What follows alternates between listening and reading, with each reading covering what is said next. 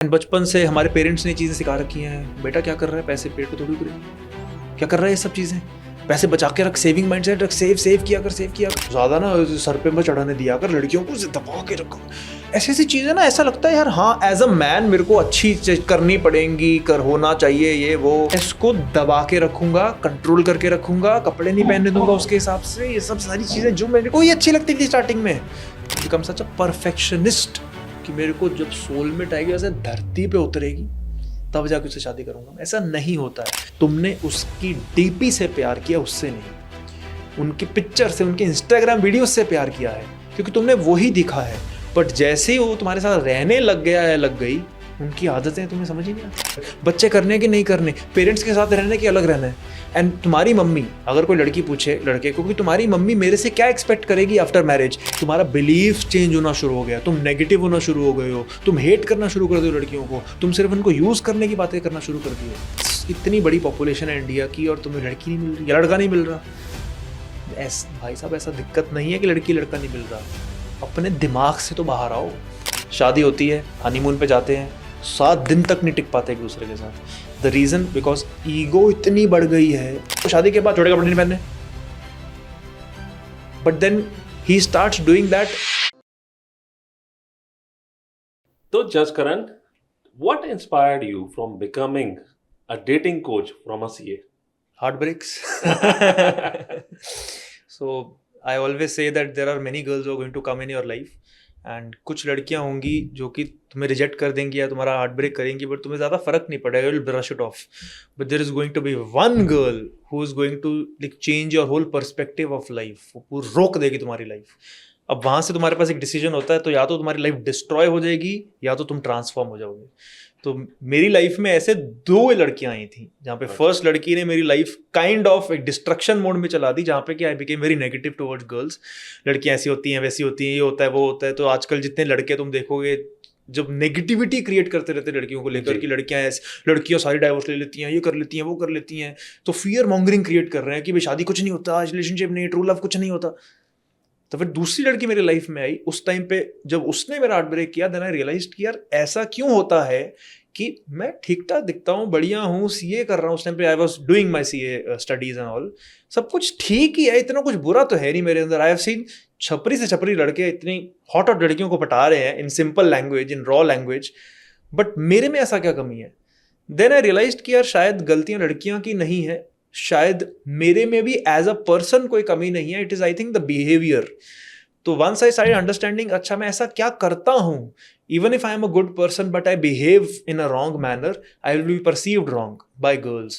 So reality से किसी को कोई मतलब नहीं होता, perception से मतलब होता है कि लड़की को perceive कैसे कर रहे हो। For example, you can be a very good person who is working in an MNC, earning a lot of money, you can wear good clothes, blah blah blah, but जैसे आप लड़कियों से चैट करते हो और बहुत ज़्यादा emojis यूज़ करते हो, अब ये ना बहुत छोटी छोटी चीज़ें हैं कि अब हम emojis एक्चुअल में क्यों यूज़ कर रहे हैं, बिकॉज हम बहुत ज़्यादा विजुअल क्रीचर हैं, हम उसको विजुअलाइज करवाना चाहते हैं कि हम क्या फील कर रहे हैं।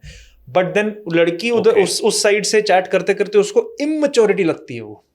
ऑलराइट, तो ये छोटी छोटी चीज़ें उसका परसेप्शन चेंज करती है तुम्हारी तरफ। You can be in reality a good person but in her perception you are immature. तो जब मैं ये छोटी छोटी चीज़ें समझने लग गया ना, this is a part of psychology, gender intelligence, कि हम जो करते हैं लड़कियों के ऊपर वो क्या असर होता है, लड़कियां क्या करती है जिसके ऊपर हमारा क्या असर होता है। And one thing led to another, I started doing it for myself, but then I started coaching my friends या फिर लड़कियां लड़के both, and then I started doing it full time. I was in an MNC in Bangalore, I left my job and then from the past I think 7 to 8 years मैं इसी field में। Okay, मुझे ऐसा लगा कि बैलेंस शीट मिलाने से ज़्यादा आसान है लड़के लड़कियों को मिलाना। दोनों में अपनी अपनी डिफिकल्टीज हैं। आपका जो पैशन है, बहुत सारे, अब honestly I was good at studies, ठीक है ना, तो I was never bad at studies, मेरे को बल्कि बहुत मज़ा भी आता था सीए की स्टडी करते टाइम। पर जब मैंने सीए कर ली उसके बाद मेरे को समझ नहीं आया कि मैं करूँ क्या, मतलब what is my ultimate purpose of life. तो I went towards this concept of like what is your purpose of life, why are you doing, तो बहुत ज़्यादा वाई पूछने लग जाता है, एक एग्जिस्टेंशियल क्राइसिस में चला गया मैं।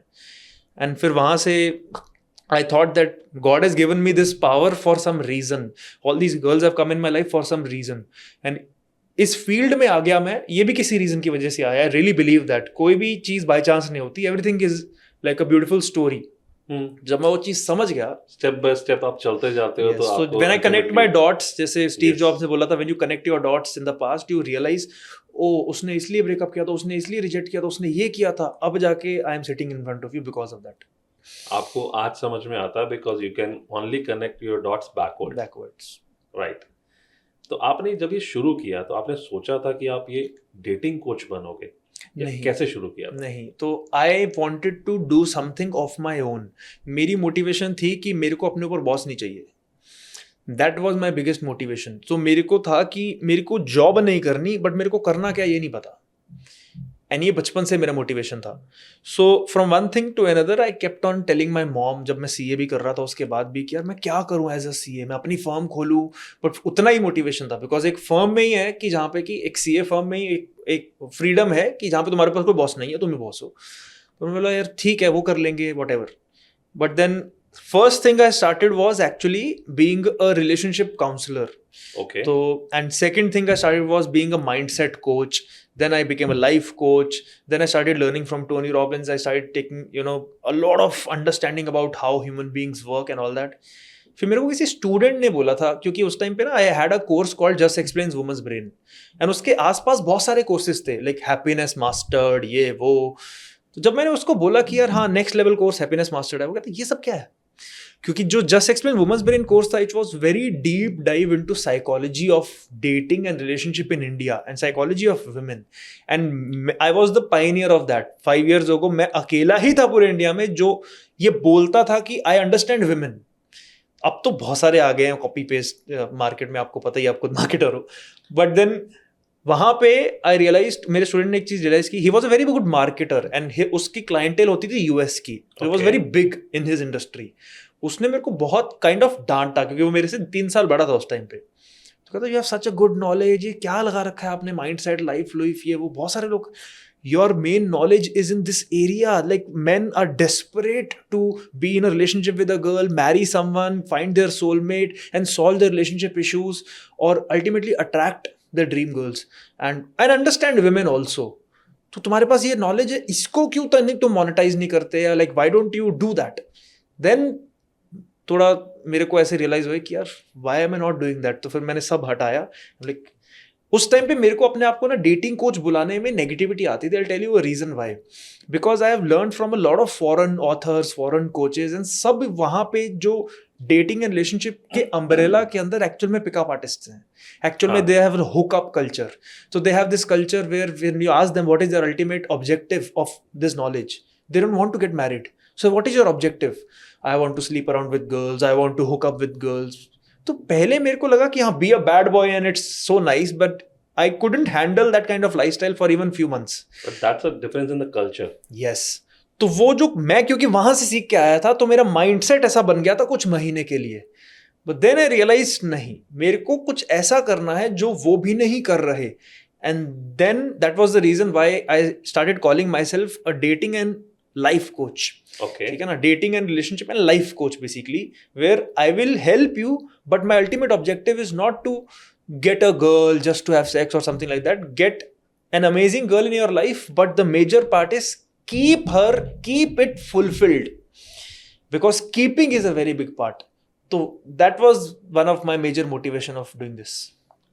So in today's dating landscape, सबसे common problem क्या होती हैं जो men face करते हैं, and how do you address them? I think it all starts from your own mind. तो बहुत सारे जो सोशल मीडिया को देखकर या फिर कुछ केसेस होते, there are some people who are rapists, there are some people who are murderers. That's why there are some girls who use law against men unnecessarily, misuse law against men.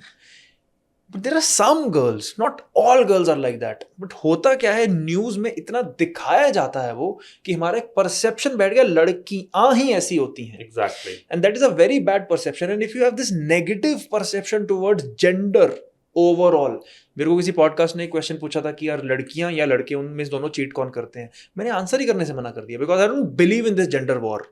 ठीक है ना, individual value system पे based है कौन किसके ऊपर cheat करता है. इसके अलावा आपको कोई भी ज्ञान दे, वो आपकी अटेंशन ग्रास्प कर रहा है पॉडकास्ट पे और कुछ नहीं. So this is one of the biggest problem where आपका जो माइंडसेट है, आपके जो नेगेटिव बिलीफ्स हैं, जब तक कि आप इस चीज को क्लियर आउट नहीं करोगे, until or unless you fall in love with the idea of love or the idea of having a wife or marriage or having a sustainable but also fulfilling love life, this is the first step. ये first step ही बहुत major step है. इसका next step होता है आपका एक belief system कि मेरा अगर काम सेट है और एज अ पर्सन मैं सेट हूं, तो मेरा रिलेशनशिप ऑटोमेटिकली सेट होना चाहिए. तो मेरे को एक परफेक्ट लड़की चाहिए जो मेरे को समझ जाए, बस सब कुछ अपने आप ही ऑटोमेटिकली ऑटोमेटिकली सारा कुछ तो वो ऑटोमेट कर रहे होते हैं जैसे अपने बिजनेस को कर देते हैं जी. बट कभी भी रिलेशनशिप ऑटोमेटिक मोड पे चलता ही नहीं है. उसके लिए एफर्ट्स लगते हैं एंड वो लोग एफर्ट लगाने के लिए आज की डेट में तैयार नहीं है. पहले उनको बिना एफर्ट के रिजल्ट मिल रहा था फ्री में, बिकॉज लड़कियों की ज़्यादा डिमांड्स नहीं होती थी, कोई काम नहीं करती थी. And practically I know it might sound harsh, practically ज़्यादातर लड़कियां काम वाली भाइयों की तरह रहती थी. Okay. And it sounds harsh because I have seen my mom also be this way, right? ऐसा नहीं है कि my father treated her that way, but it was a norm.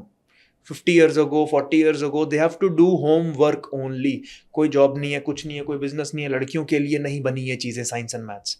But in today's generation, it's all crap. Girls are earning more money than men. They have more strength than men. They are having kids without men. Exactly. So, anything is possible. Anything is possible for them. And they have, अब वो feminism का जो reason था why it was born is to be equal to men and having equal rights, अब वो equality से बहुत आगे बढ़ चुका है. Then they have more power than men now. Right. But the problem is कि once they realize that power, now they think they don't need men. That's the problem. That's the irony of it. Yes. And that's why even if out of pressure of कि मेरी friend की शादी हो गई या फिर मेरे parents ने बोल दिया है चलो शादी कर लेते हैं, but then I realize I have law, I have this power, I have everything now, so why do I need this guy? And वो थोड़ी सी भी चीज़ बहुत बड़ा एक small dragon, kill it before it becomes so big that it takes over the whole city. So same way एक small misunderstanding between couples, जैसे हम पहले भी डिस्कस कर रहे थे कि शादी होती है, हनीमून पे जाते हैं, 7 दिन तक नहीं टिक पाते एक दूसरे के साथ. द रीजन बिकॉज ईगो इतनी बढ़ गई है, power game and power dynamics इतने बढ़ गए हैं कि nobody is ready to actually understand the counterpart. That's why mostly arrange marriages जहाँ पे you are getting into a marriage without any knowledge about the other person drastically fail होती जा रही है. मैं नहीं बोल रहा कि लव मैरिजेस फेल नहीं होती, बट मैं बचपन से एक कॉन्सेप्ट सीखता था कि अगर शादी का लड्डू ना खाओ तब भी, जो होता है ना कहावत कि ना खाओ तब भी बुरा, खाओ तब भी बुरा, तो अगर उसका मतलब यही है कि मेरे को अगर कूदना है कुएं में, सो खा के गुड हिज कि मैं अपने मर्जी से कूदूं फिर जी. क्योंकि अगर मैं अपनी गर्लफ्रेंड के साथ शादी कर लेता हूं और हम कुएं में कूद रहे हैं और लड़ाइयां कर रहे हैं, बट मेरी ईगो अलाउ नहीं करेगी इसको छोड़ना, क्योंकि मेरी ईगो इसके अगेंस्ट नहीं है, मेरी ईगो इस रिलेशनशिप को अच्छा प्रूव करने में लगी हुई है, एंड मेरी ईगो अपने पेरेंट्स के अगेंस्ट है. ओके. तो मेरी ईगो ये है. ईगो बहुत अच्छा कॉन्सेप्ट होता है, बहुत लोगों को लगता है ईगो होनी नहीं. ईगो बहुत अच्छा कॉन्सेप्ट होता है अगर आप सही डायरेक्शन में यूज करो, पॉजिटिव हो तो. यस, मेरी ईगो इस चीज में थी कि मैं सुबह 5 बजे उठता हूँ सीए की स्टडी करने के लिए, मेरी ईगो थी इसमें. पूरी दुनिया सो रही है, सब गधे हैं, मैं उठ रहा हूँ. बट अगर मैं वो ईगो वहां पे लगा दूं कि मैं नहीं पढ़ाई करूंगा, मैं पार्टी करूंगा, मेरी ईगो इसमें है क्योंकि मेरे को फ्रीडम चाहिए.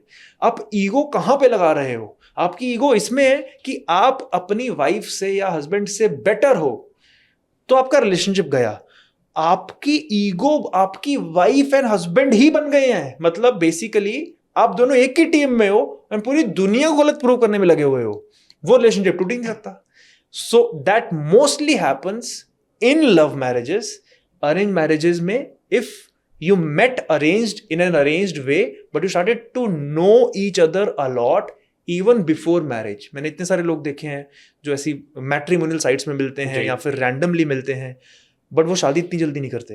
दे spend time with each other a lot, courtship रखते हैं, बहुत अच्छा कोर्टशिप रखते हैं, अच्छा to know each other. And बहुत सारे जो डिफिकल्ट कॉन्वर्जेशंस हैं वो करते हैं. For example, how many relationships have you had. बहुत सारे लोग बोलते हैं ये क्यों पूछना है भाई, तो कैसे कैसे आदमी हो तुम. Why won't you want to ask your wife और husband about their ex boyfriends और गर्लफ्रेंड्स एंड क्यों टूटा relationship. Don't you want to know कि ये साइकोटिक थी कि नहीं थी, कि सच में कोई रिलेशनशिप था या नहीं था, या was he guy who used to use girls और वन नाइट स्टैंड वाला था, या लड़की थी. You should definitely know, because job लेके छोड़ दोगे, वाइफ मतलब उसके साथ तुम रिलेशनशिप में, उसके बाद जाके डाइवोर्स हो रहा है, ठीक है, समझ में आता है, कॉन्सेप्ट है, but it is still almost a permanent decision you are taking. Why won't you have this difficult conversation right now. तो वो शादी से पहले बहुत डिफिकल्ट कॉन्वर्सेशंस कर लेते हैं. रिलेशनशिप क्यों टूटा, क्या था, मेरा क्या था, तेरा पास्ट क्या था, ये वो, हम दोनों का अब विजन क्या है इस रिलेशनशिप को लेकर, हम दोनों रिलेशनशिप का मतलब क्या है, are we willing to understand each other, बच्चे करने कि नहीं करने, पेरेंट्स के साथ रहने कि अलग रहना है. एंड तुम्हारी मम्मी, अगर कोई लड़की पूछे लड़के को कि तुम्हारी मम्मी मेरे से क्या एक्सपेक्ट करेगी आफ्टर मैरिज, कि क्या मैं सुबह चाय बनाऊंगी, ये बनाऊंगी, वो बनाऊंगी, मेरी वाइफ ने सब पूछा था. मैं ना ऐसे छोटे बच्चे की तरह, मम्मा आप क्या एक्सपेक्ट करते हो. तो my mom was the sweetest. वो बोल रहे हैं कि आई नो यू, तूने उसको काम करने कुछ देना है नहीं. तूने या तो कुक लगवा देनी है कुछ, या वॉट एवर. मैंने बोला हाँ, मैं तो नहीं अपनी वाइफ को काम करने दूंगा, एंड मैं तो बोल रहा हूँ आप भी मत काम करो, कुक लगवाओ, ठीक है ना. तो मेरा माइंड सेट थोड़ा सा डिफरेंट है. तो बट मेरी वाइफ अभी भी कुक करती है, मेरे प्रेशर की वजह से नहीं, उसको मजा आता है. तो she loves cooking for me, she brings food for me as well. So that is the thing. आपने जो भी बोला ईगो, इसके अलावा और कौन से ऐसे फैक्टर्स हैं जिसकी वजह से ना अब मैरिजेस बहुत ज्यादा सस्टेन नहीं करती, बहुत ज्यादा डिवोर्स रेट्स बढ़ गए हैं. One of the major factor is ego. या अब वो ईगो ट्रिगर कहाँ से हो रही है वो डिफरेंट हो सकता है. सम ईगो कैन बी कि मेरे मम्मी या पापा ने मेरे को क्या सिखाया है बचपन में, कि यार जब तुम्हारी वाइफ आएगी ना तुम मम्मी को भूल जाओगे. तो ये छोटी छोटी ना ताने सुने हुए हैं हमने, तुम्हारी वाइफ आएगी ना तुम मम्मी को भूल जाओगे, तुम तो जोरू का गुलाम बन जाओगे, वो तुम्हें दबा देगी, ये हो जाएगा, वो हो जाएगा. एंड हर लड़के ने सुने हुए हैं. तो मेरे को लगता है हट. बट जब तुम रिलेशनशिप में आते हो ना, ऐसा लगता है मैंने ना मम्मी बसा रखी है अंदर. तो कुछ ना कुछ चल रहा हो. जब मेरी वाइफ के साथ फाइट हो रही है, कुछ ना कुछ चल रहा है. एंड सोचो ये सेम काउंटर पार्ट चल रहा है वाइफ के साथ. उसकी पेरेंट्स ने क्या, उसकी ना ज्यादा सुना मत कर, अपना स्टैंड लिया कर, ये वो, जहां पे जरूरत भी नहीं है. मेरी बात रियलाइज नहीं करते ना, दोनों रियलाइज नहीं करते कि उनके माइंड में भी ये चल रहा है. सिर्फ अपना सुन रहे होते हैं हम लोग. तो उसके माइंड में भी ये चल रहा होता है जी. अब उसका तो छोड़ो, अपना ही रियलाइज नहीं करते कि उनके माइंड में थॉट आया कहां से था. या रियली दे डोंट नो कि it is not their actual thought. I have seen so many times जहां पे कि a couple is there spending time with the parents and unnecessary 4 दिन बाद फाइट होनी शुरू हो गई. समझ ही नहीं आ रहा क्यों. And the same couple spending time alone and आसपास कोई भी नहीं है, 2 महीने कोई लड़ाई नहीं हुई. ये क्या डिफरेंस हुआ. सो देन दे रियलाइज कि हाँ, there are so many other factors around which is motivating me to fight unnecessarily. तुम्हारे दोस्त कुछ ना कुछ ऐसा बोल देंगे कि यार ज्यादा ना भाभी की ना सुना मत कर, ज्यादा ना सर पे मत चढ़ाने दिया कर, लड़कियों को दबा के रखो. ऐसी ऐसी चीजें ना, ऐसा लगता है यार हाँ एज अ मैन मेरे को अच्छी करनी पड़ेंगी, कर होना चाहिए ये वो. एंड उनको घर जाके वो ईगो बूस्ट कर देता है उसका दोस्त, या उसके जो पेरेंट्स हैं, या उसकी सोसाइटी है. इंस्टाग्राम पे रील देखना इतना ईजी है आजकल, कोई भी नेगेटिव रील तुम देखोगे वो लगे हाँ यार मैं दब रहा हूँ. कुछ नहीं हो रहा उसके साथ, कोई नहीं दब रहा, वो उसको ऐसा लगने लग जाता है. And once you start perceiving that relationship this way, you can not have a fulfilling relationship with the wife, because तुम उसको समझना ही नहीं चाहते, सुनना ही नहीं चाहते. तो फिर हर चीज ट्रिगर होनी शुरू हो जाती है. तो दीज आर मेजर एरियाज जहां से वो ईगो ट्रिगर्ड होती है. And the biggest second area is insecurities. Okay. कोई लड़के की ज्यादा ईगो है, शायद वो इस वजह से है क्योंकि पास्ट में उसके साथ बहुत सारा हार्ट ब्रेक्स हुए हैं. जब उसको ये वाइफ मिली या गर्लफ्रेंड मिली, उसकी वाइफ बना लिया, वॉट एवर, जब अरेंज मैरिज थी, that girl was too good for him. Okay, वो एक्सेप्टेबल नहीं है उसको. वो नहीं, तो girl was too good for him मतलब वो लड़की बेसिकली आउट ऑफ लीग थी उस लड़के के लिए, उसके माइंड में. ठीक है. तो जैसी उसकी शादी हुई, अब उसको जो चीज अच्छी लग रही थी मेरी वाइफ के बारे में, सो एक छोटी सी चीज मैंने पढ़ी थी कहीं कि you love someone not as a person but you only love their qualities which are missing in you All which right. you also want to develop. ठीक है ना, किसी बहुत बड़ी साइकोलॉजिस्ट या साइकोथेरेपिस्ट ने लाइन लिखी थी. इट वाज सो इंटरेस्टिंग कि when you fall in love with someone you fall in love with the part of their personality which you would love to develop inside you but it is not developed yet. जो उनके पास already है. And then you get really attracted to that personality. For example, you're an introvert, you might get really attracted to an extrovert. ठीक है?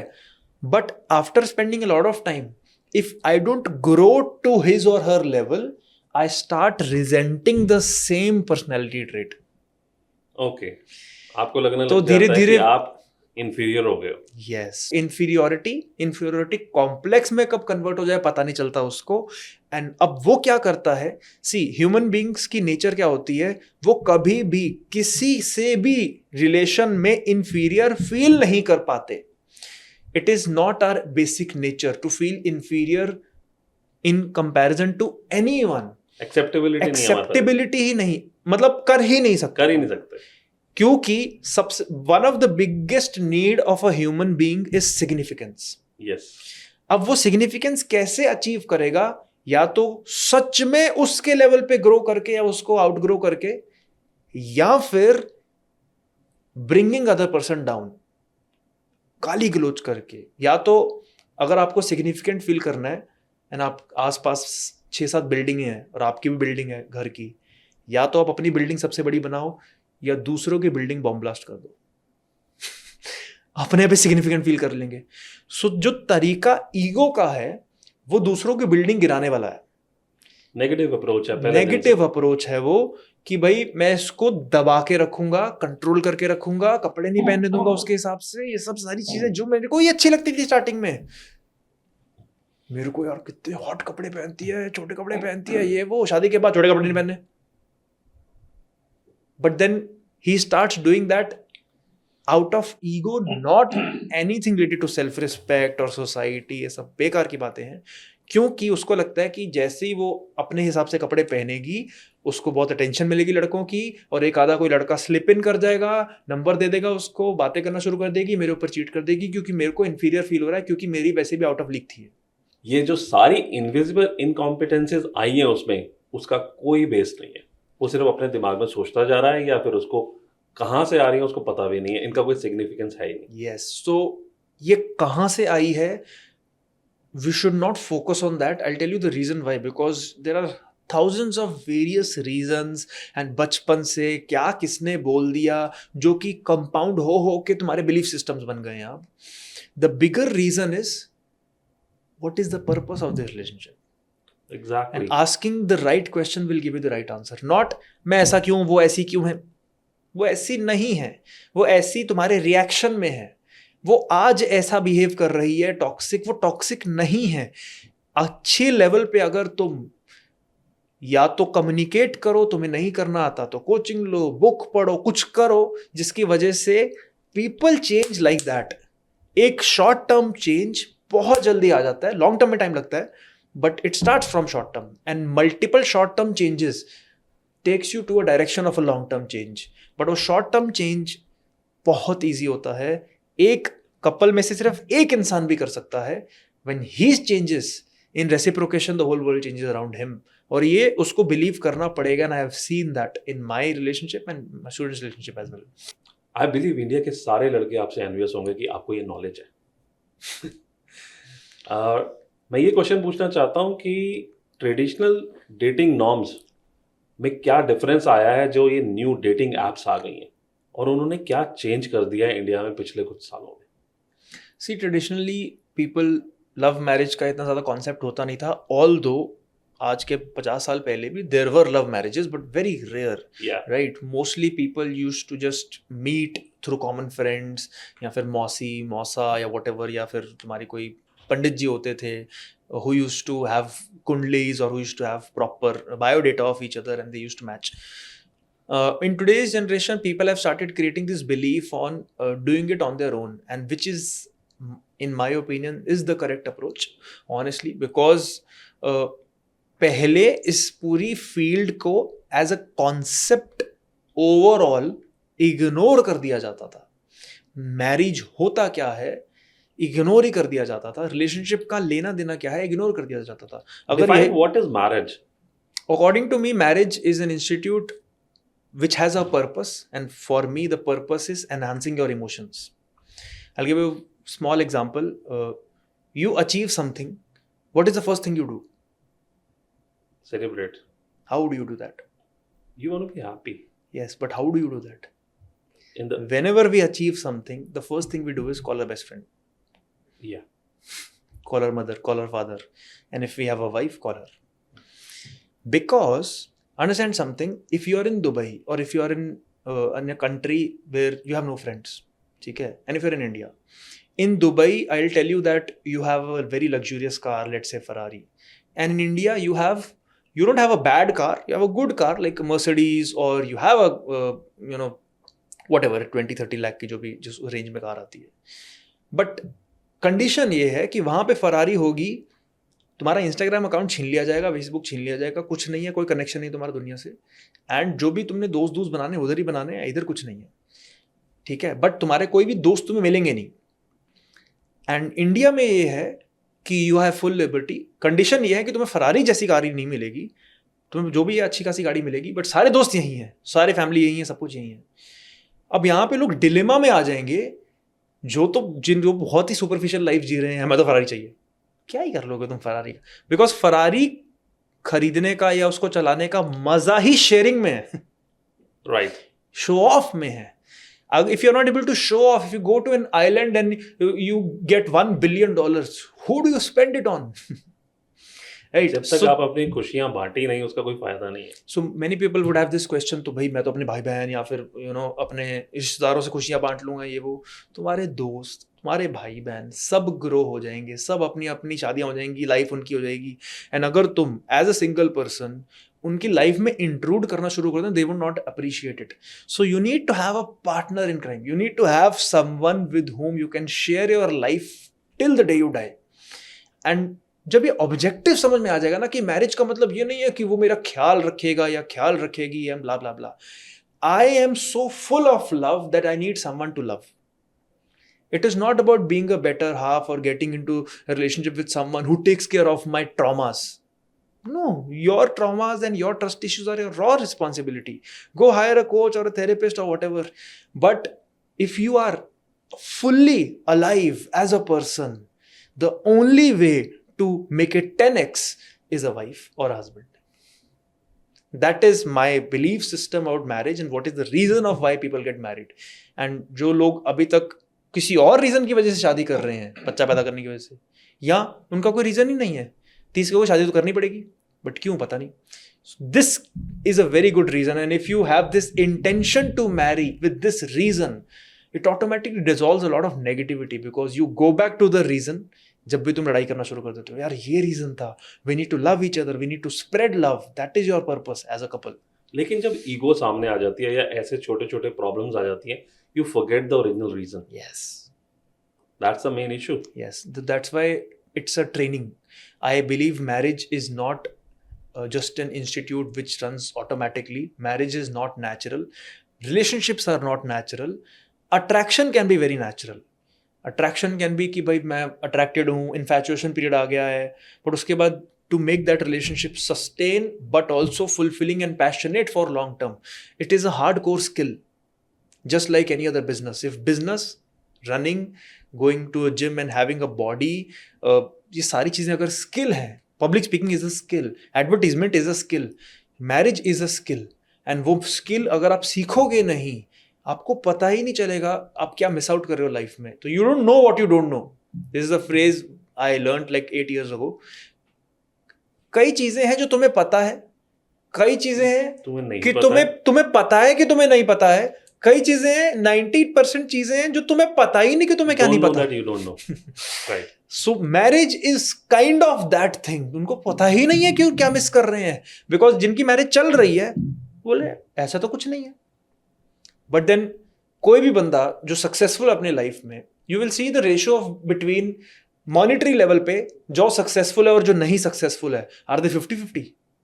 No Like 1% cream of people who are very successful and 99% अभी भी middle class है, अभी भी normal लोग हैं सारे. So the same way, if you want to make your marriage so passionate, जो तुम्हें पता ही नहीं कि तुम्हें क्या नहीं पता, that is just 1%. But why are you taking inspiration from 99 other percent couple जिनका रिलेशनशिप नहीं अच्छा सा चल रहा? Because अगर यही लेना है तो फिर बिजनेस में भी उनसे inspiration low. Right. Why are we trying to take inspiration? Oh, I want to earn 1 crore rupees a month. Why are you taking inspiration from that? And marriages में, यार मेरे दोस्त की ऐसी चल रही है, सब चीटर हैं, तो मेरा भी ऐसे ही चलेगा. So कितनी बड़ी biasness and distinction है between career पे and relationship में. And once you start treating it as a business, not in a transactional way, but as a very big area of your life which you really need to focus on. And तुम्हें पता ही नहीं है कि अगर वो solve हो जाए, तुम्हारी फुलफिलमेंट लाइफ की इतनी बढ़ जाएगी. I always believe success without fulfilment is a failure. Exactly. You can be successful monetary level पे, but if your life is not successful overall, if you don't have good relationships, not just marriage, with your friends also and with your family also, if you have unresolved issues inside your chest, Fulfillment in every part of life. part of your life, health, wealth and relationships. So according to you, what are the most effective strategies for a genuine relationship in today's digital world? You're talking about marriage or Both. So there are different strategies. For example, let me get this thing out of the way first, which is long distance relationship. Long distance relationship बहुत innate problems हैं. The biggest problem, as you also talked about 20 minutes ago, is ये जो interferences हो रही हैं, and this is just a personal interference you were talking about. I am talking about also the psychological interference of all these telecommunication lines, all these stresses. So if you talk to someone 4 hours face to face, and if you talk to someone 4 hours on call, after the 4 hours call, you'll be so stressed, tired, exhausted because of the electric signals, right? Telephonic signals. And लोग ये समझते नहीं है, तो उनको लगता है कि फिजिकली मैं उससे मिलने का फायदा क्या है, मैं तो ऑनलाइन रिलेशनशिप में हूँ ना, मैं तो चैटिंग कर ही रहा हूँ. दैट्स नॉट अ रिलेशनशिप, ठीक है ना? तो तुम्हें लगता है रिलेशनशिप में तुम गलत फहमी में हो. So my first and foremost advice is meet more often. Okay. ठीक है ना? चाहे वो लॉन्ग डिस्टेंस हो, शॉर्ट डिस्टेंस में भी people get very comfortable with just अपने पजामा में बैठ के मस्त चैटिंग कर रहे हैं, फोन पे बातें कर रहे हैं, वीडियो कॉल कर रहे हैं, उनको लग रहा है रिलेशनशिप चल रहा है. एक्चुअल में if you don't meet them physically, your relationship is actually not growing, it is halted. Halt पे आ गया है वो. तो जैसे तो मिलते हो रिलेशनशिप ग्रो होता है. तो कोई मेरे को बोलता है मेरा 6 साल का लॉन्ग डिस्टेंस रिलेशनशिप है, तुम्हारा 6 साल का लॉन्ग डिस्टेंस रिलेशनशिप नहीं है. तुम 1 साल में अगर 2-3 बार मिलते थे, तुम्हारा सिर्फ मैक्स टू मैक्स 6 महीने का डिस्टेंस शॉर्ट डिस्टेंस रिलेशनशिप है. Because I have seen that so many times where people are in 6, 7 years of relationship, long distance, they get married, within 6 months divorce. तो 6 साल का कोई रिलेशनशिप का फायदा नहीं हुआ जब तक कि आप साथ में नहीं रहे. Yes. मैं क्यों बोलता हूँ गलत फहमी थी? बिकॉज तुमने उसकी डीपी से प्यार किया, उससे नहीं. उनकी पिक्चर से, उनके इंस्टाग्राम वीडियो से प्यार किया है, क्योंकि तुमने वही दिखा है. बट जैसे ही वो तुम्हारे साथ रहने लग गया या लग गई, उनकी आदतें तुम्हें समझ ही नहीं आती. जब बर्तन साथ में रहेंगे तो खड़कना शुरू हो जाएंगे. सो it's very important. The foremost, proximity is power. Proximity का मतलब है जितना फिजिकली मिलोगे, जितना ज़्यादा, जितनी रियलिटी चेक्स पहले ही ले लोगे, जानना शुरू कर दोगे उसको, that is one of the major ways to make a relationship real and strong like a steel. बहुत सारे लोग, बचपन से मैंने ये चीज़ सुनी हुई थी, मेरे टीचर्स ने सिखाई थी स्कूल में, कि यार जो रिलेशनशिप्स होते हैं ना यार, कच्चे धागे की तरह होते हैं. अगर आप एक वर्ड यूज करोगे ना तो वो टूट जाएंगे. Relationship should be like ball of steel. कोई भी कुछ भी बोले, मैं डाइवोर्स या ब्रेकअप इन सब चीजों के बारे में बात ही नहीं करूंगा या करूंगी, क्योंकि अगर वो बार बार उस चीज की धमकी दोगे आप, तो it is meant to be broken. And दूसरा, अगर आप उसको ऐसे एक्शन समझोगे कि आपने वर्ड बोल दिया, कुछ ऐसा कर दिया या बोल दिया जिसकी वजह से टूट गया परमानेंट, ऐसा नहीं होता.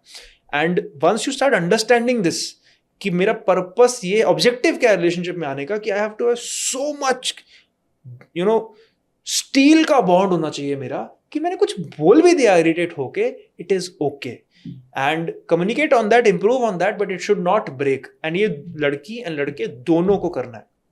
सो I think physically when you start meeting and then objective तुम्हारा क्लियर है कि मेरा करना क्या है रिलेशनशिप में. Don't be too sensitive in a relationship कि इसने ये बोल दिया, इसने ये बोल दिया, मेरे पापा ने भी मेरे से ऐसे बात नहीं की जैसे ये लड़का करता है. वो तुम्हारे पापा के साथ रिलेशनशिप में नहीं हो, तुम इसके साथ हो. Most girls and guys, but I've seen girls, they have issues with their dads and they keep projecting those issues on their husbands. वो वाली प्रॉब्लम्स लाके अपने हस्बैंड के साथ शेयर करना वो शुरू कर लिंक देते हैं। करती वो रहती है लिंक कि करते ये रहते हैं। oh now you're trying to become like a dad. No, Okay. most human beings are similar. अगर आप किसी के साथ बहुत टाइम स्पेंड करोगे, आप 10-20% तो सिमिलैरिटी निकाल ही लोगे उनमें.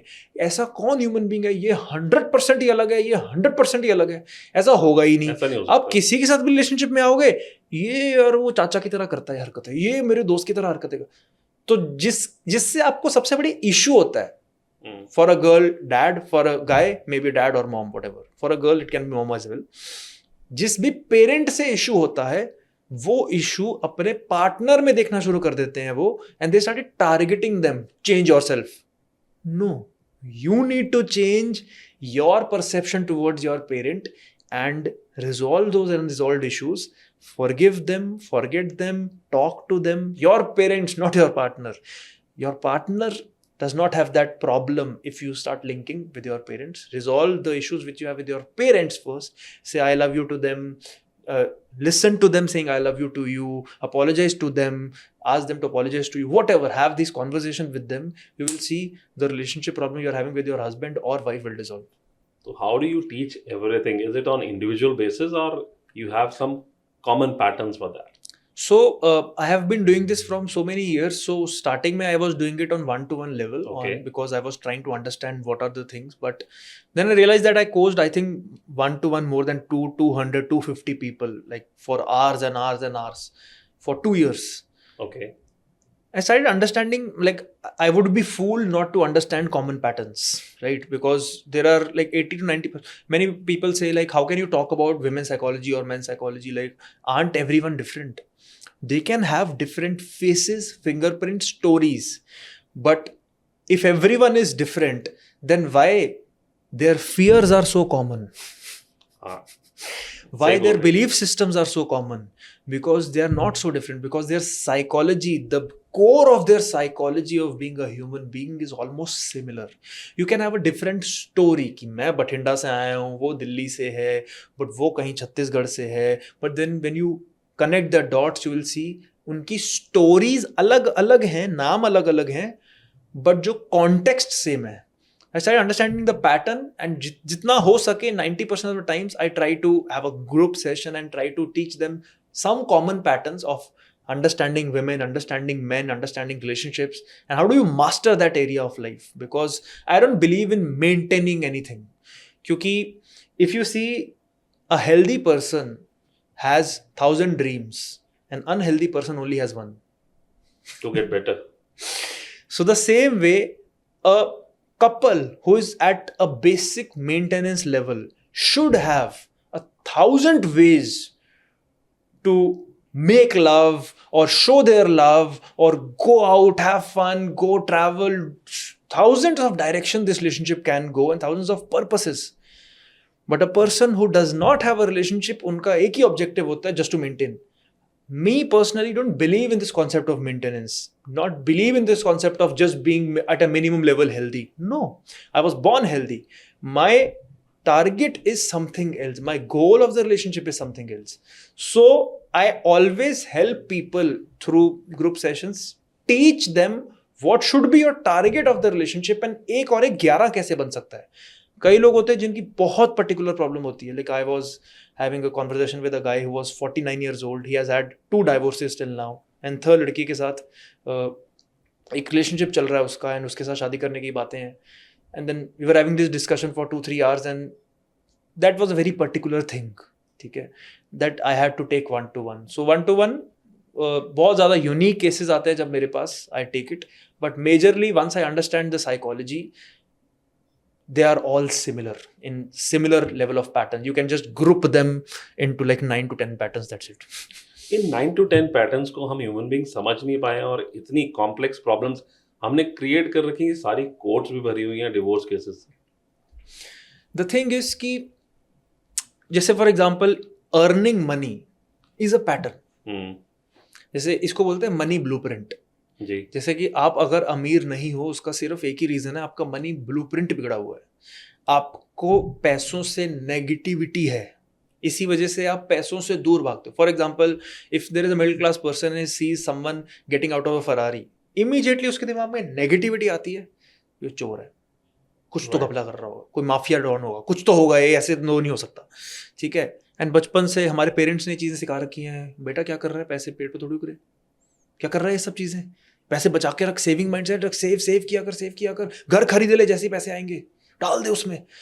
सो द थिंग इज कि मनी ब्लूप्रिंट हमें कभी अमीर नहीं बनने देता, क्योंकि जिस इंसान को, अमीर लोगों को अगर हम हेट कर रहे हैं तो हम अमीर कैसे बन जाएंगे, क्योंकि हमारा nervous system goes to and towards a direction which gives us pleasure and avoids the direction which gives us pain.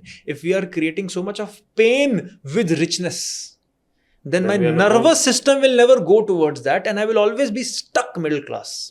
Nothing wrong in that. I don't judge people. But this is the basic money blueprint.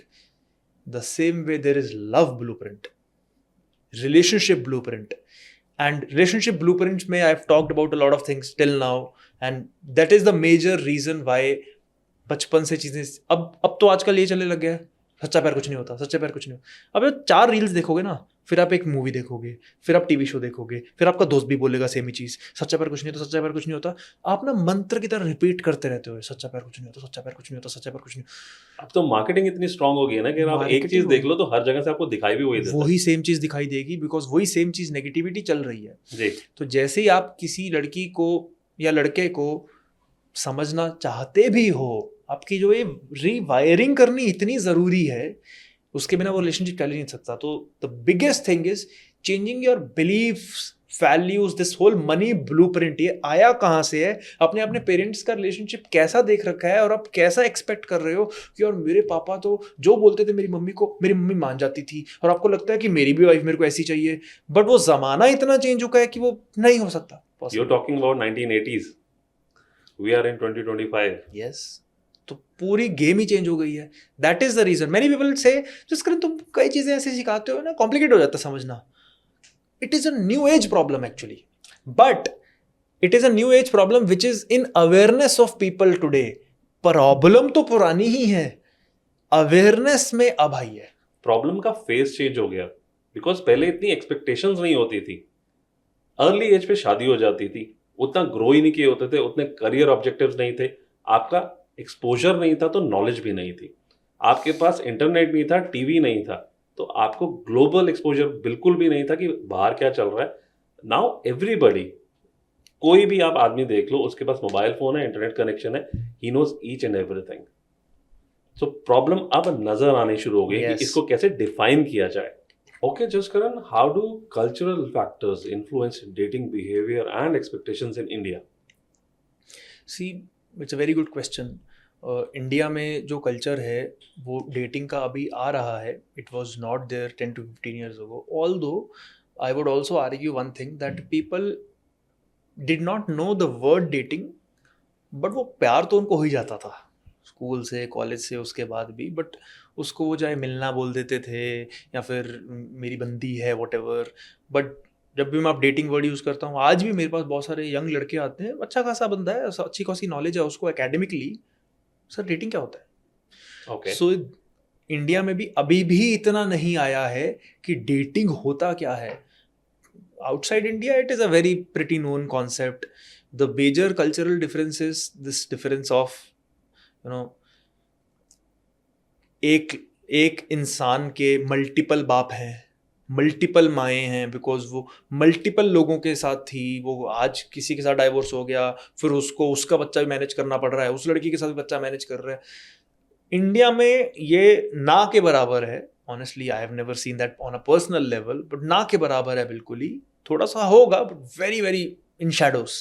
right? So that is a very big cultural difference of how dating goes in India and outside India. As you are a dating coach, India में ये acceptable terms में आ गया है और लोग आपके पास आ रहे हैं, इसका मतलब हम वेस्टर्न कल्चर के बराबर जाने की कोशिश कर रहे हैं?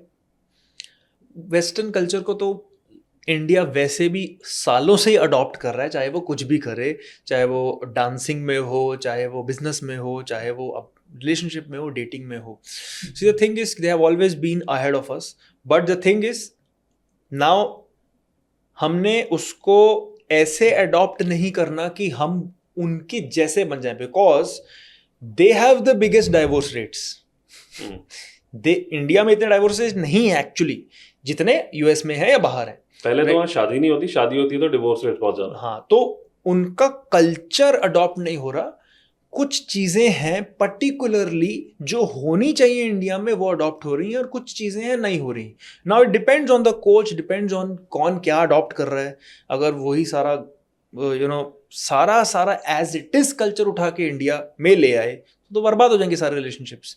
सो I have to be very picky. That's why जब मेरे को ये सारी चीज़ें सीखनी थी, इंडिया में कोई नहीं था उस टाइम पे. I am talking about like 6-7-8 years ago. तो मेरे पास कुछ नहीं था कि मैं कहाँ से सीखूँ, क्या सीखूँ. तो I had to go to foreign coaches या ऑथर्स या बुक्स लिखी हैं, वीडियोज़ बनाई हैं, whatever. After studying for about 1.5 years, I found one thing that 80 to 85% things जो मैंने सीखी हैं are mostly bullshit. Because वो जो कल्चर है उनका सारा वो इंडिया में अप्लाई ही नहीं हो रहा. Like treat a girl like shit and she'll be yours. Be a bad boy and she'll be yours. सुनने में एज अ मैन मेरी ईगो को बहुत अच्छा लगा था, याह मजा आ गया. But when you start doing that with girls, emotionally थप्पड़ पड़ गया, रिजेक्शन बढ़ गई, ब्लॉक. मैं ये हो क्या रहा है, दिस इज ऑल क्रैप. क्योंकि इंडिया में कल्चर ही अलग है. And then I had to reinvent myself. But I also have to be very smart. अच्छा, जो 20% चीज़ें अच्छी सीखी है मैंने, एटलीस्ट वो मैं ले आऊँ अपने अंदर. तो I start learning for my self, I start teaching that. And जो मेरा अभी जो मैं चीज़ें सिखाता हूँ, it is all from cherry picking things and using it in my own relationship and my own life, and out of a practical result only I teach. मेरे मुंह से एक भी वर्ड ऐसा या एक भी कोई ऐसा लेसन नहीं निकलता जो मैंने अपने रिलेशनशिप में अपनी वाइफ के साथ या अपनी किसी गर्लफ्रेंड के साथ अप्लाई नहीं किया है एंड उसका कोई रिजल्ट नहीं निकला है. Mostly now honestly if you go to a doctor and तुम्हें कैंसर है या फिर तुम्हारी हड्डी टूटी हुई है, राइट, एंड तुम्हें डॉक्टर प्लीज ऑपरेशन कर दो, तो क्या आप डॉक्टर को ये जाके पूछते हो कि यार पहले आप बताओ आपकी इतनी हड्डियां टूटी हैं, Who are you to do operation of mine? क्योंकि आप डॉक्टर समझ गया, बट आपकी हड्डी, आपका एक्सपीरियंस भी तो होना चाहिए. आपकी हड्डी टूटी है, तो ये क्या बात हुई, मैंने स्टडी कर रखी है, मैं डॉक्टर हूँ भाई, क्या बातें कर रहे हो. ओ, observation surpasses experience. So when you start observing things and you are very passionate about that and you have used that on your students, on the other people, you have seen that around, and it also practically makes sense. You don't have to experience everything yourself to be able to coach people. Because मेरे पास अगर कोई बंदा आ रहा है 2 बार divorce किया हुआ और तीसरी बार इस लड़की के साथ मैं क्या करूं क्या ना करूं, then your question would be मेरा डाइवोर्स हुआ है. तो जब नहीं हुआ then how can I understand? Because I understand the basic fundamental of it, and the person is coming because they really trust my knowledge in that area particularly. I don't have to go through each and every experience to be able to coach someone. That is one of my thing. जब आप foreign country से इतना study कर रहे हैं तो वहां पर तो मोस्टली हुकअप आर्टिस्ट होते हैं, उन पे पिकअप आर्टिस्ट होते हैं. तो आप उनमें और अपने आप में कैसे डिफरेंशिएट करते हो, उनसे क्या डिफरेंट यहाँ पे टीच करते हो? See, outside India, if you go, you will ask them, like, I was listening to one of the courses of someone. 1-2 दिन चला, ठीक है, थोड़ा मैनिपुलेशन ज़्यादा है वहाँ पे, एंड मैनिपुलेट हो रहा है, ये हो रहा है, ऐसी लड़की को ऐसे पटाते हैं, ये करते हैं, वो करते हैं. ठीक, अब मैं तो यंग हूँ, मैं सिंगल हूँ, मेरे को मज़े आ रहे हैं. देन 3rd डे पे उसने कुछ बोला, I don't even believe in marriages, ये मैरिज वैरिज कुछ नहीं होता, हुक अप विद गर्ल्स, आगे बढ़ो. मैं ऑफेंड ही हो गया उस टाइम पे कि मैंने बोला understand something, why am I learning from someone जो मेरे को अगर नॉलेज ठीक ठाक भी लग रही है, बट उसका बिलीफ सिस्टम इतना बिगड़ा हुआ है कि वो मेरे को एक गलत डायरेक्शन में ही लेके जाएगा. क्योंकि I believe in marriages, I believe in finding my soulmate, I believe in finding my dream girl, I want to get married, I want to have a family, I want to do that. Be very careful whom you're learning from. People get swayed through advertisement and marketing, taking bad products, bad people by their information. Because अगर तुम्हें knowledge नहीं है तो कोई भी कुछ भी ब्ला ब्ला कर रहा है तो तुम्हें ऐसा लगेगा कुछ भारी बात ही बोल रहा होगा, और तुम बस सुनते रहते हो सत्संग की तरह. तुम्हें पता भी नहीं चलता कि कुछ दिन या कुछ महीने उसको सुनते तुम्हारा बिलीफ चेंज होना शुरू हो गया, तुम नेगेटिव होना शुरू हो गए हो, तुम हेट करना शुरू कर दो लड़कियों को, तुम सिर्फ उनको यूज करने की बातें करना शुरू कर दी हो. And I with God's grace, या मैं लक्की था या पता नहीं, मैं बहुत जल्दी फिगर आउट कर गया ये कि ये गलत, मेरे साथ मैनिपुलेशन हो रही है. अगर अपने मेंटोर के बिलीफ सिस्टम से आप रेजोनेट नहीं करते ना, तो आपको अपना मेंटोर चेंज कर लेना चाहिए. यस, तो जब मेरे बिलीफ सिस्टम्स मैच नहीं हुए, उसकी वैल्यू सिस्टम मैच नहीं हुई, उधर ही मैंने कोर्स बंद किया. आगे बढ़ो. I want to either learn from someone जिनके साथ मेरे प्रिंसिपल्स मैच होते हैं एंड हम दोनों एक ही डायरेक्शन में जा रहे हैं. बिकॉज ट्रस्ट का सबसे बड़ा फैक्टर होता है. Like if I ask you, can you trust your enemy? Never. You can if तुम दोनों का गोल सेम है. यस, दुश्मन का दुश्मन दोस्त होता है. Yes, so the same way, अगर आप अपने मेंटोर की डायरेक्शन में ही नहीं जा रहे और आपको लग रहा है कि चलो ठीक है, जो वो चीज़ें सिखा रहा है ना वो ठीक है, जितनी सीखनी है मैं ले लेता हूँ और आगे बढ़ जाता हूँ, तो मैं पता भी नहीं चलेगा आप सबकॉन्शियस लेवल पे इतना चेंज हो रहे हो कि you will end up where is going. So it's very very important. क्या बुक पढ़ रहे हो, उसकी बेसिक अंडरलाइंग प्रिंसिपल क्या है उस ऑथर का, बिलीफ सिस्टम क्या है. किसी की भी बुक कहीं भी उठा के पढ़ लेते हो, तुम्हें लगता है बुक्स पढ़ना बहुत अच्छा होता है. नहीं होता. सही बुक पढ़ना इंपॉर्टेंट होता है, सही चीज सीखना इंपॉर्टेंट होता है. चीजें सीखना इंपॉर्टेंट नहीं होता, क्योंकि बहुत कचरा है दुनिया में. ज्यादा तो कचरा है, ज्यादा कचरा है. दैट्स व्हाई आई सेड ना, when I started learning these things, शादी नहीं करनी, रिलेशनशिप में बिलीव नहीं करता मैं. मतलब ये किस टाइप का रिलेशनशिप कोच है जो रिलेशनशिप में बिलीव नहीं करता, रिलेशनशिप को सक्सेसफुल नहीं बनाना चाहता. रिलेशनशिप के पहले जो भी होता है अट्रैक्शन उसमें ठीक ठाक होगा, but at the same time जैसी लड़की उसके सामने आ जाए, रिलेशनशिप में आ जाए, उसको वो चला ही नहीं पाता. Like if you get two guys and if you have to see कि who is better at making a relationship work, a guy who for 10 years of track record, every year he has a new girlfriend. A guy who has only one girlfriend for 10 years. the latter one. Yes, but most people don't believe this. Most people think he has more experience. But in reality, उसका experience ज़्यादा है क्योंकि वो एक लड़की को टिका पा रहा है. Because getting a girl, trust me, जितने भी लोग मेरे को सुन रहे हैं उनको शायद लगेगा यार this is the most difficult challenge, ये वो. You're just someone who is not in good health and your only objective from life is health. But जैसी वो रिलेशनशिप आ जाएगा, तुम्हारी जर्नी एक्चुअल में वहाँ जैसी शादी होगी या फिर गर्लफ्रेंड आएगी, you will get to understand the reality की अभी तो पार्टी शुरू हुई है, अभी तो तुम्हें पता ही नहीं है कि तुम किस चीज़ की डिमांड में, और अगर मेरे को हेल्थ आ गई तो मेरे को आगे करना क्या है. एग्जिस्टेंशियल क्राइसिस में फंस जाओगे. So it's always good even as a single person to learn as much as you can about the future. तो मेरा रिलेशनशिप भी नहीं था एक टाइम पे, और मैं पता क्या सीख रहा हूँ कोचिस से जाके, शादी के 20 साल बाद जब डाइवोर्स होना शुरू होता है तो उसको रिवाइव कैसे करते हैं. ओके. और मैं सिंगल हूँ. Not being a coach, I became obsessed about and very passionate about this thing, because this is a very grey area. हमारी साइकोलॉजी में एक ब्रेन में एक होता है scotoma, right, which is the blind spot.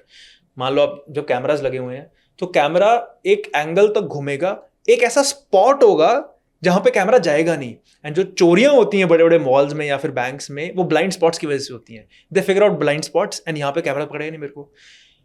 You need to figure out your blind spots in relationships. How do you do that? You do that first of all, the biggest is awareness.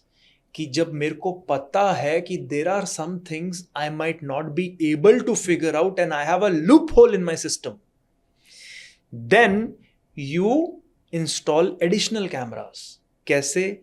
You pay additional attention to your partner then, which are over and above than what normal people do.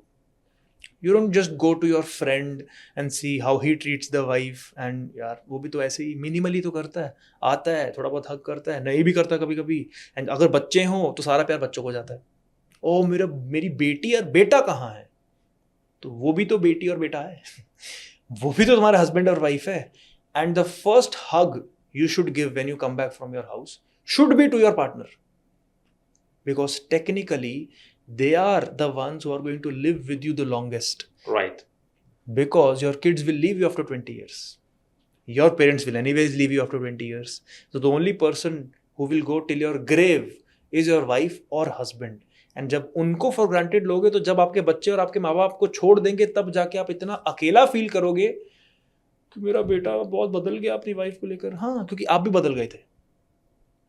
So awareness is a very big thing. जो जहाँ पे भी blind spots हैं मेरे, अगर मैं आज से ही करेक्ट करना शुरू कर दूं, and I start paying extra attention, I don't have to follow people, I have to be the 1% cream of the whole world who has their relationship sorted, कि उन दोनों को देख के ही भाई मजा ही आ जाता है. भाई क्या कपल है, भाई इतना प्यार देख के आंसू आ जाते हैं. And this is the extra camera which the whole world will not install, you will install in your relationship. सबसे ज्यादा प्रॉब्लम्स या सबसे कॉमन प्रॉब्लम्स आज के डेट में लोग क्या लेके आते हैं आपके पास? मेरे पास बहुत सारे लोग आते हैं who are majorly heartbroken, majorly they have targeted a particular girl कि यार यही बंदी चाहिए, and वो लड़की. इज इट राइट कि यही बंदी चाहिए? बिल्कुल गलत है. बिल्कुल I always believe in this concept of finding a soulmate. a girl or the girl as compared to that girl. Find the type of girl you would want to be with instead of this face, this name, this age. नहीं, because उसमें क्या होगा ना, you are unnecessary putting a lot of pressure on yourself to get a particular girl because you have this belief system that they are perfect for you. In reality is just attraction and chemical reactions. तो जैसे ही आप थोड़ा objective हो जाए इसके बारे में कि यार take a pen and paper and write down what are the qualities you want in a girl. Now write down what are the qualities you have in yourself. What is the gap, fulfil that. यार I want a girl who is very good looking, very hot. Are you? नहीं. I want a girl who has a very good dressing sense. Do you? Write down objectively and then see the gap and then start fulfilling that from yourself. You only attract what you are, you never attract what you want.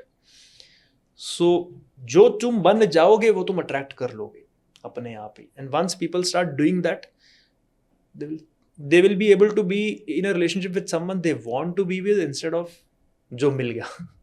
Right. So in a new relationship, what are the red flags you say watch out for? For red flags, one of the biggest red flag is see how long have they been in their previous relationship, why did it break and how back it was basically.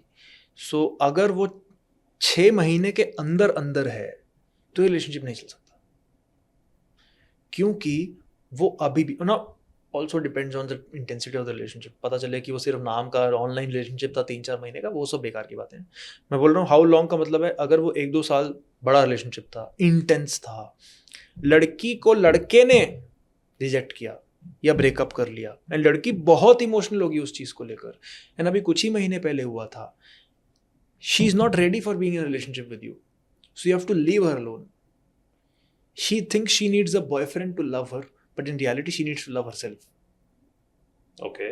She needs to find an inspiration from someone. She needs to understand what are the mistakes even she made in the relationship, what are the things which the guy's mistake जिसके ऊपर वो guilt कर रही है. So she has to heal through that process first, and at least 6 महीने या good 1 साल अगर तुमने दिए हैं, you're over your ex. Same thing is true for guys also. Over your ex, it has been more than 1 year, then that foundation is good. वो fertile land है जिसके ऊपर चीज़ें उगेंगी. वो बंजर ज़मीन है, fertile ही नहीं है उसके अंदर, वो soil में अंदर वो power ही नहीं है कि वो चीज़ें उगाए, तो वो relationship कभी grow ही नहीं करेगा, because after the relationship she will start comparing you with him. And अभी भी heal नहीं हुई है, तो अभी भी उसके मन में एक residue बच गया है, वही चाहिए था मेरे को तो. So this is one of the thing they can do to make this work.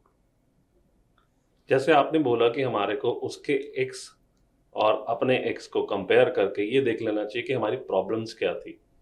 तो I think this is a good measure कि आप उसको कैटेगराइज कर सकते हो कि ये कमी मेरे में थी और ये इसमें थी, हम उसको सॉर्ट कर सकते हैं और ये फ्यूचर में सेम मिस्टेक रिपीट नहीं हो, सेम रिपीट ना हो। प्रॉब्लम्स रिपीट नहीं हो. डू यू जो गो फॉर दैट? जो आपका जो अनरिजॉल्व्ड इश्यूज हैं या रेजिड्यूज हैं या आपके अंदर एक एक एंगर है अपने एक्स को लेकर या अपने रिलेशनशिप को लेकर, वो आपके नए रिलेशनशिप में प्रॉब्लम्स क्रिएट करेगा ही करेगा. बिकॉज जैसे मैंने पहले बोला था, सारी दुनिया सिमिलर है. सब टाइप के लड़के सिमिलर दिखेंगे तुम्हें, 10-10% सब में सिमिलरिटी दिखेगी. अगर आपके एक्स के बारे में इतनी नेगेटिविटी है तो उसका कुछ पार्ट आपको अपने हस्बैंड या गर्लफ्रेंड या वाइफ या व्हाटएवर बॉयफ्रेंड में दिखेगा ही दिखेगा. जब तक वो 100% आप उसको या तो फॉरगिव ना करो, फॉरगेट ना करो एंड रिजॉल्व ना करो, हील ना करो, एंड अपने आप को इतनी अपनी वैल्यू ना बढ़ा लो कि भाई उसने मेरे को क्यों छोड़ा. तो ऐसा तो है नहीं कि सिर्फ वो ही गलत है, किसी ने मेरे को क्यों छोड़ा, इसका बेसिक रीजन क्या है. There are multiple reasons. वो चीटर भी हो सकता है व्हाटएवर, बट चीट भी क्यों किया? क्योंकि they don't find me worthy to be in a relationship with me. समझो. तो ऐसा क्या है जो सिर्फ परसेप्शन है उसकी, और ऐसा क्या है जो रियलिटी है? ऐसा क्या कमी है मेरे अंदर जो कि मेरे को छोड़ दिया उसने, चीट भी क्यों किया? तो because men are visual creatures, तो हम लड़कियों को मेजरली एक सेकंड में जज करते हैं उसके लुक से. जी करते हैं. एंड लड़कियां वो भी करती है, but at the same time they want to be emotionally involved in that whole conversation before falling in love with someone. But एक फनी चीज देखो, लड़के विजुअल हैं, वो लड़कियों को भी जज करते हैं विजुअली, अपने आप को भी विजुअली जज करते हैं. ओके. तो अगर कोई लड़की ने ब्रेकअप कर लिया तो सबसे पहले वो आईने के सामने जाता है, क्या कमी है मेरी शक्ल में? क्योंकि उसको लगता है शक्ल की वजह से चेंज किया होगा, क्योंकि this is the biggest reason why men leave girls. It is because they lose attraction towards their girlfriends or wife. So उनको ऐसा लगता है लड़कियां भी ऐसी होती हैं, but they don't understand it is the behavior because of which she might have gone to some other guy or left you or broken up with you or want space from you. जब तुम्हें पता चल गया है कि यार तुम शायद उसको इतनी अटेंशन नहीं दे रहे थे, या फिर you're drowning her in attention. कितने सारे लड़के हैं, they drown girls in love, and there are so many guys who don't give her even as much attention as needed. So तुम्हारी क्या दिक्कत है? ईगो हटाओ, उसको इम्प्रूव करो. Only then you will be able to go into a new, healthy, fresh start. Otherwise वो एक continued relationship है. तुम्हें लग रहा है कि सिर्फ नाम चेंज हो गया, बंदा चेंज हो गया तो वो फ्रेश है. फ्रेश नहीं है, वही बासा रिलेशनशिप तो आगे कंटिन्यू कर रहे हो, तुम चेंज नहीं हुए. तुम पुराने वाली प्रॉब्लम्स को अभी तक कंटिन्यू कर रहे हो नए वाले रिलेशनशिप में. Okay, how important is emotional intelligence in building lasting relationships? It's very, very, very important, because we cannot be animalistic about making a relationship work. For example, Tony Robbins always says, Tony Robbins. yes, the Tony Robbins always says that you can either be right or be in love. Okay. Right. So most biggest problem is ego, but वो ego में भी drill down करेंगे तो क्या है? Self righteousness. I am right, you're right. I am right, you're right. So if you're sitting in a table, right, and you know that you're right, but then you also know that if I say this thing, it will hurt a lot of people. Then I have this emotional intelligence about me that I choose what? Me being correct, or me having this relationship, or choose a middle path. Very sweetly or indirectly, I just put across my point which doesn't really hurt anyone.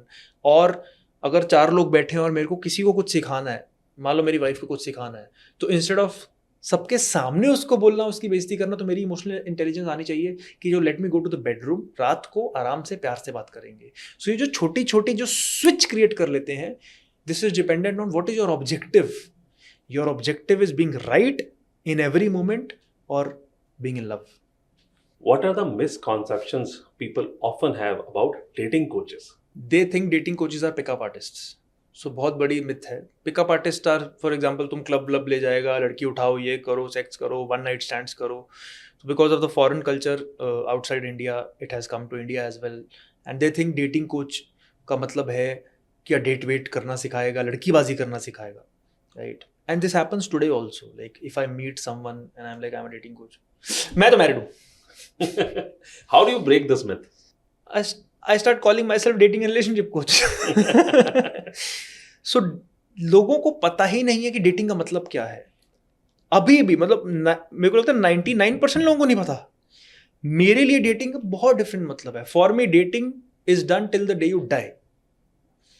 Dating never stops even after marriage. You have to date your wife. Courtship never stops. There is no courtship period. So लोगों को ऐसा लगता है कि ये courtship है, उसके बाद अपने काम पे ध्यान देते. होगी शादी. Courtship never stopped. Courtship starts after marriage. Dating starts after marriage. You have to, if you don't want your relationship to end, you have to keep doing the things like you did in the starting of the relationship. It will never end. And सबसे बड़ी जो problem होती है partner को, तुम बदल गए, right, बदले वो भी हैं बट तुम बदल गए. And same thing with the other partner. So this is the biggest misconception. I am a dating coach doesn't mean that खत्म हो गया मेरा काम जब तुम्हारे पास कोई लड़की मिल गई. No, it started. अभी तुम्हें रिलेशनशिप मेंटेन कैसे करना है, that is a bigger umbrella. Dating is a very bigger umbrella. And वो मैरिज, रिलेशनशिप, ये सब स्टेटस चेंज है, बट अल्टीमेटली तुम डेट ही कर रहे हो उसको मरते दम तक, even after having kids. What is the most common mistake men make on their first date? आमने सामने बैठना. Okay. In Indian dating scenario, how would you take it कि अगर वो आमने सामने बैठे हैं फिर भी उनको एक बेस्ट डेट बनानी है उसको? अगर वो आमने सामने बैठे भी हैं और मान लो फॉर एग्जांपल कोई ऐसा सोफा वगैरह उसमें नहीं है, so the best thing is stay away from certain topics which are like common triggers. Death, catastrophe, depression, कोई पास्ट की स्टोरी में तुम इतना घुस गए हो. Never ever ever talk negatively about your ex girlfriend और बॉयफ्रेंड. ओके. क्योंकि जैसे ही ये करने लग जाओगे तो सामने वाले को लगेगा कि मैं भी इस पोजीशन पे आऊँगा तो ये मेरे बारे में भी बिचिंग कर रही होगी या कर रहा होगा अपने नेक्स्ट. तो इतनी नेगेटिविटी क्रिएट हो जाती है. तो वो पूछेंगे तो तुम भी पूछोगे कि how was your relationship, why did it break, oh she was a bitch. Never say that. Always say we had different belief systems, we had different values, and things didn't work out. Although I wish her luck, she wished me luck, and we broke up on a healthy note. चाहे वो कुछ भी हुआ हो. And stay away from the topic of religion. It can be a trigger. Religion same है तो it can be very good, but still stay away. Stay away from the topic of politics. These are very triggering things. So once you avoid a lot of mistakes, and the biggest thing you have to do is two things: having fun conversations, like ask her about uske school mein which is the most fun day, or what is something which is the most embarrassing and a cute thing which you never told anyone. You also start saying that. So having a lot of fun conversations, making her laugh, flirting with her is a big thing. And the second thing you need to do is touch her. Okay. More and more you're going to touch her, more and more you're going to create that physical comfort with each other. As I said half an hour ago, proximity is power. So if your proximity तुम्हारी अगर ज़्यादा है, and if you want to make that date work really well, if you see you're in marketing, if you physically see a salesperson, he's so amazing that he would touch you so many times. यहाँ पे कंधे पे non-sexual, यहाँ पे हाथ मिलाएगा, hug भी करेगा, मस्ती करेगा, and you're like, I want to buy from him यार. So the same way, if you want to make this date magical, सिर्फ ऐसे हैंड फोल्ड करके तुम बातें कर रहे हो, मैजिकल नहीं होगा. You have to involve into the whole experience of that. I'm not talking about sex, I'm not talking about using her, I'm not talking about kiss also. हो गई अच्छी बात है, but I'm not talking about that. Just touching just makes you come close to that person. If you want to have a really wonderful date, you have to know the art of touching. How do you see the future of dating evolving in the next decade, especially in India? मेरे को एक student बोल रहा था कि भाई एक AI apps आ गई हैं जहाँ पे कि एक वर्चुअल गर्लफ्रेंड का कॉन्सेप्ट आ गया है कोई. फिर दूसरी AI ऐप आ गई है कि यार मैं इसको नेक्स्ट मैसेज क्या करूँ, ChatGPT को पूछ लो. But I genuinely believe that's all degradation, nonsense. Because तुम्हारा ह्यूमन कनेक्शन है, किसी AI को कुछ नहीं पता उसके बारे में. And honestly having an AI, it's very pathetic. मेरे को तो बहुत ही फालतू कॉन्सेप्ट लगता है. वाई इतनी बड़ी पॉपुलेशन है इंडिया की और तुम्हें लड़की नहीं मिल रही या लड़का नहीं मिल रहा. भाई साहब ऐसा दिक्कत नहीं है कि लड़की लड़का नहीं मिल रहा. अपने दिमाग से तो बाहर आओ. You have created such a perfect world and you have become such a perfectionist कि मेरे को जब सोलमेट आएगी ऐसे धरती पे उतरेगी तब जाके उससे शादी करूंगा. ऐसा नहीं होता है. You have to figure out, you have to go through lot of people. If you go into a relationship and they break up with you and they're like, oh my god, मेरी soulmate थी, वो चली गई मेरे को छोड़ के, अब मैं कैसे जीऊंगा? Good, you're one step closer to your true soulmate. Because अगर वो तुम्हारी soulmate होती तो उसके साथ एक condition भी तो आती है ना. Many people label each other soulmates, but then my condition for this definition of soulmate should be they will never leave you. Right. सो वो कंडीशन कहाँ गई आपकी सोलमेट की डेफिनेशन में? तो मेरी सोलमेट थी बट उसने छोड़ दी. नहीं, सोलमेट थी नहीं ना, तभी तो छोड़ा. So you thought they are your soulmates. And I always think failure brings you one step close to success. So a rejection और a heart break makes you go one step closer to your true love. And once you have this kind of understanding, you would not need all this AI, all this crap, all this virtual girlfriend, and you will directly go towards the girl you want. And one more thing, which because of which why people don't have a relationship, because they think they need to find a perfect match. Me, I am not perfect. Even if you might think I have a lot of knowledge, but I'm not perfect as a human being. My wife is not perfect. My relationship perfect नहीं है. बहुत अच्छा है as compared to many other people, touch wood, but it's not perfect. We have our own fair share of fights. We have our own nonsense going on, own stresses of life, right? But having just this realization that there is nothing perfect, there is nobody, no soulmate or nobody in your life who is going to make you feel like bliss every single time. Perfection or the soulmate or this bliss is manufactured. You create that. So it's not the matter of whom you marry, it's the matter of how you treat them after marriage. Great. Which changes the game. That's a wonderful note and awesome advice to everybody. Thank you, Jaskaran, for coming here. Thank you very much. Thank you for inviting me.